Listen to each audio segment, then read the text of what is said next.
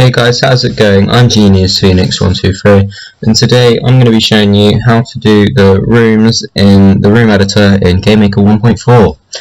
So, I'm sorry for not uploading for a while.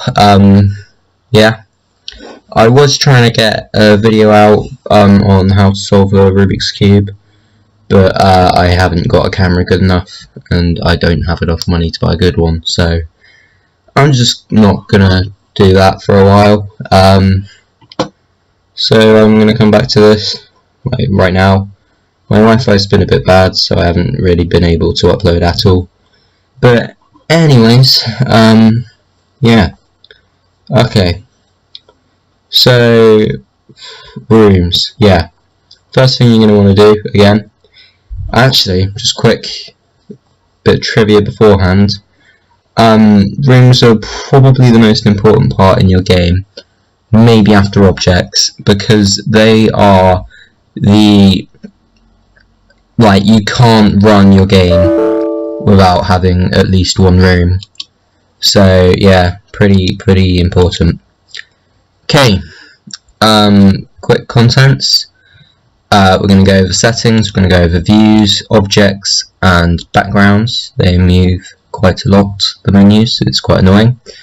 We're not going to do tiles because I don't understand the point in them quite yet, and we'll touch on physics, but I'm not going to be using physics in the game that I'm going to teach you to make, so we'll leave that as well.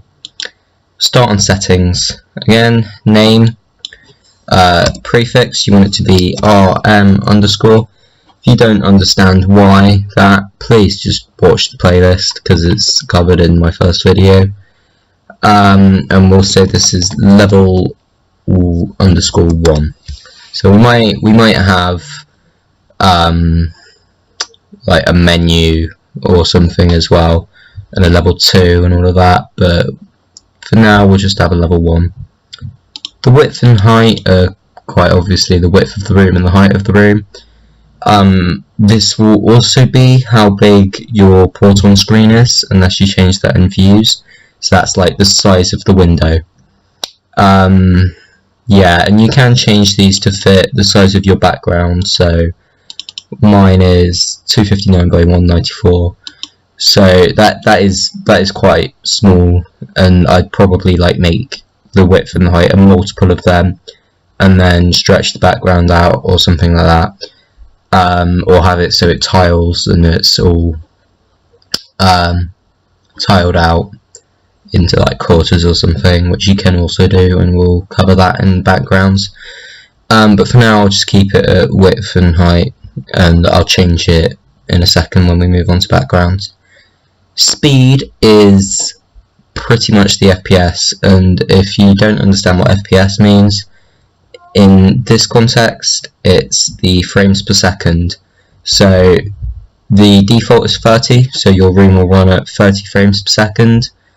But you can get so that's just sort of a max. So when you're coding your sprites to animate, if you want them to animate really quick, it's sort of a cap for how many frames will be played.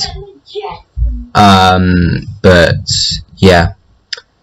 Persistent is a bit like with the objects. Persistent, the settings are persistent, and the creation code, which we'll touch on in a second, and the instance order, I'm pretty sure. Possibly the views in the backgrounds, I'm pretty sure it doesn't affect the objects though. And just keep clear display buffer and with window color ticked. You don't need to change that, and I don't know what it does either, so yeah. Creation code is basically the code that executes when the room is entered. So for instance, you could say when the room is created in instance_create. My bad spelling.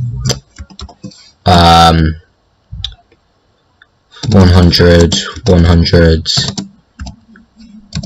obj underscore, and then there we go, pop up player, and that would just when you enter the room, it will create the player at 100x and 100y.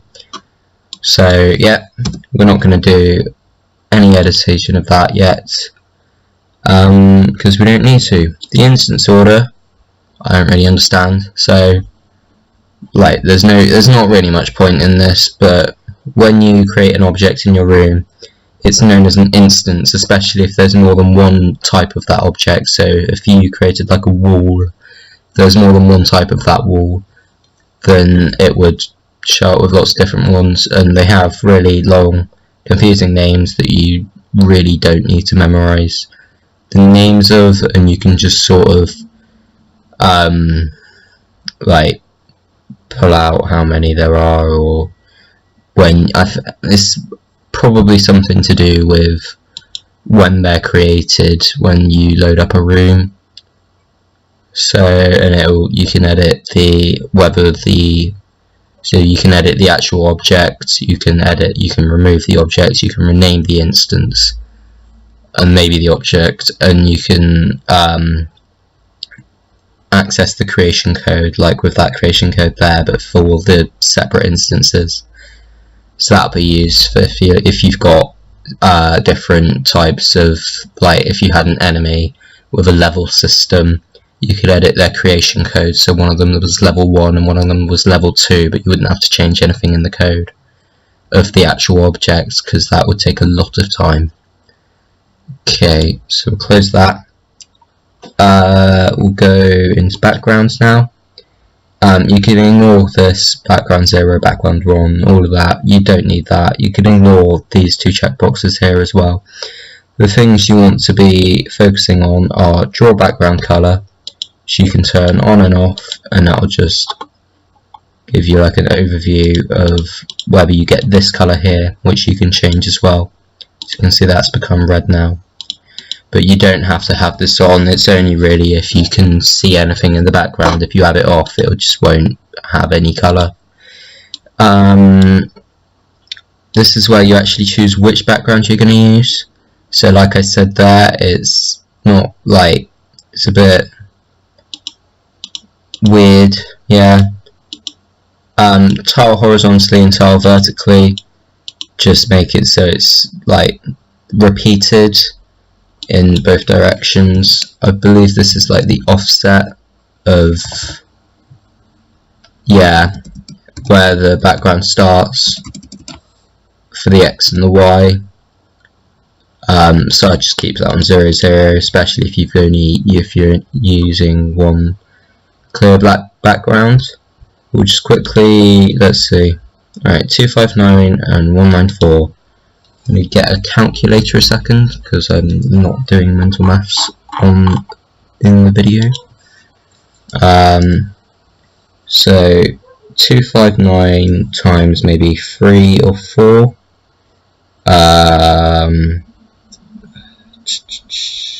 Calculator. Okay.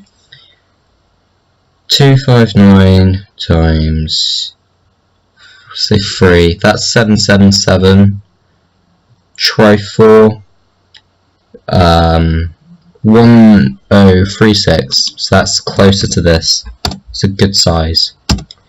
Oh, and then the other one was 194, so we want to do the same thing. We want to do 194 times 4 is equal to 776, so that's quite similar.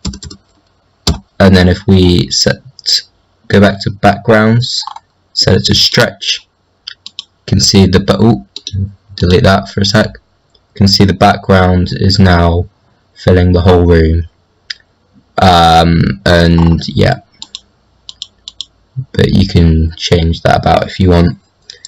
Okay, I'm not sure what the horizontal speed and the vertical speed do, so we'll ignore them as well. Objects. Okay, so the main things you want to worry about are here, and this is basically which objects you're going to add. So we're adding several of our players, and you can see up here, if you select an object by left clicking on it once, it will come up with its position, X and Y, its scale, X and Y, which is how big it is, its rotation, and the alpha is the transparency. And these three things here which you can change. I think the colour just sets like a sort of hue for it, yeah, so it changes the general overall colour, but it doesn't change the actual contrast in colours. Just quickly, we've seen these before, all of these, you should understand what they are. If you don't, again, go back to my backgrounds or my sprites or my paths. It's all covered in there. Down here we've got this little bar thing, and the grey square is what you're viewing in the room. So we want to be viewing the area with our players at the moment. We don't want this many players though, so down here we have got all of these, so the left mouse and then the right mouse, all of them, and then all the Alt, Shift, Control, Space, all of them shows you how all the functions you can do. So Alt is no snap, so if I drag, I can now drag anywhere and it's not just in a grid like that. Shift and Control is add multiple. Oh, Shift and Control, so I'm now just adding loads of players. We don't want this many players. Control is just add, which is the same as alright, I think it's so you can add it on top of other players or other objects. Instances is probably like a good word. And then space, that doesn't do anything. I'm just experimenting with these. And then the only ones that you really want to worry about, the only one you really want to worry about is the menu, which is just a single right click. And delete you could do, I don't really, it just deletes one of them. So if there's more than one layer of object, then it just deletes the top one. And then Control Shift hold the right mouse button down, just deletes them all. So we only want one player, so we'll just keep that one down there and delete all the others. Sadly there isn't like a selection box tool, which is annoying, but we'll just have to go with it, I guess. So we'll move our player down here. We'll add some walls later, so, and then we can add like a gravity function and all of that, and then we can get our player to move around. Views. So the view is what you will see when you load up your game. So the default view is you'll just see like that screen down there, what's in that screen. So if we were to save that and run our game, might take a while, hopefully not though. Come on. Yeah, you'll see that it'll come up in a second. You'll see that it's basically what you could see in the where your view in the room is menu thingy. You get this really annoying yeah, there you go, like that. And he's just sort of having a nice little animation. It looks a bit weird, but we'll close that down. If you want to turn off the splash screen just quickly, because it can be pretty annoying, if you go to depending on what you're on, you want to click this button up here, just global settings, and then from Windows till I think it's just Android, you want to choose which platform you're on. So I'm on Windows, and then you go to display splash screen. I don't think you can change it in Mac, or I'm not actually sure how it works in the other ones. I just use Windows, but there'll be something that says display display splash screen, and you just want to uncheck it. and if we run the game again, you should be able to see that it just goes straight to the game, and it's not like, oh, there we go.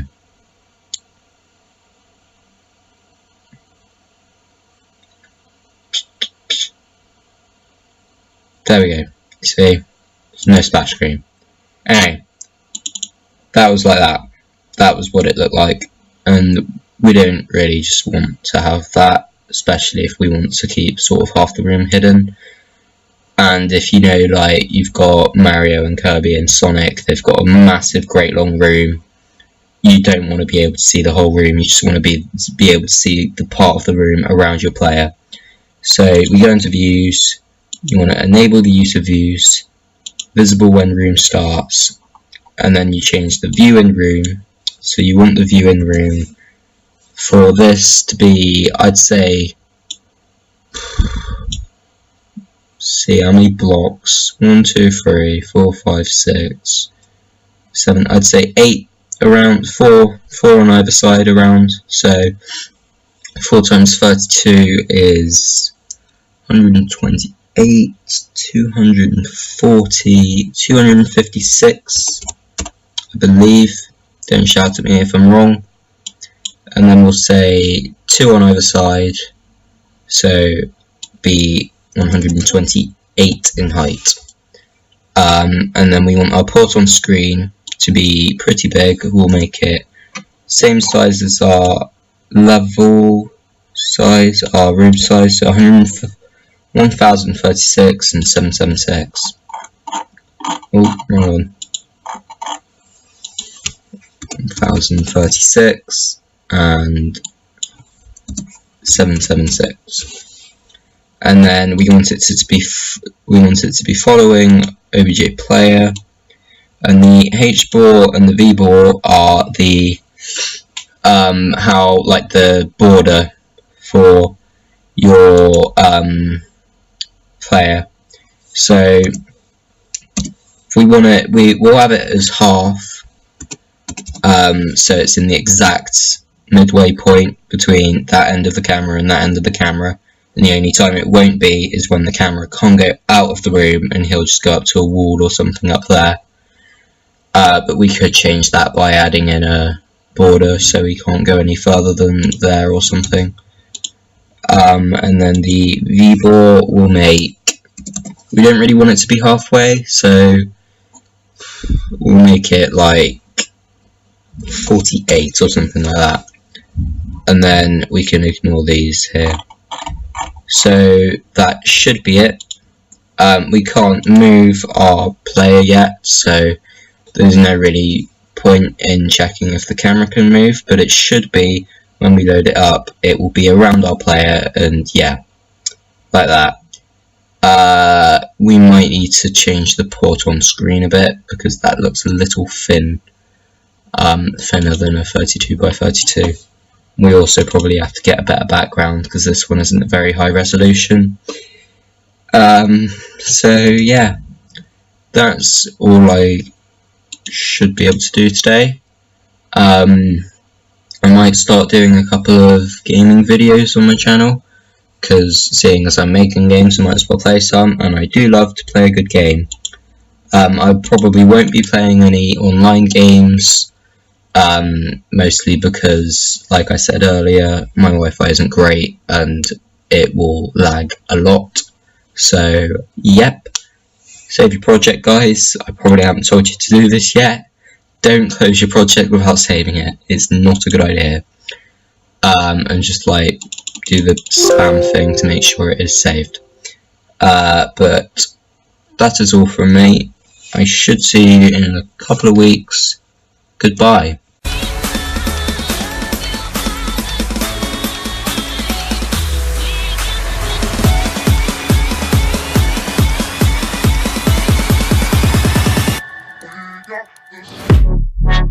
Yeah.